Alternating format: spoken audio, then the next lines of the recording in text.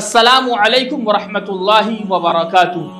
मौलाना अली मियां नदवी रहमतुल्लाहि अलैह एक मरतबा उंदुलुस यानी स्पेन के तारीखी सफर पर निकले। ये वही सरजमीन थी जहां कभी इस्लाम की रोशनी छाई हुई थी। कुर्तुबा की मसाजिद, कर्नाटक का महल, इल्म तमद्दुन के मराकिज थे, लेकिन आज सब कुछ खत्म हो चुका। मौलाना वहां पर जैसे ही पहुंचे तो एक पुरानी मस्जिद जो कि खंडर में तब्दील हो चुकी थी, मस्जिद अब चर्च बन चुकी थी, अंदर सलीब लगी हुई थी और वहां किसी वक्त आजान की आवाज गूंजती थी।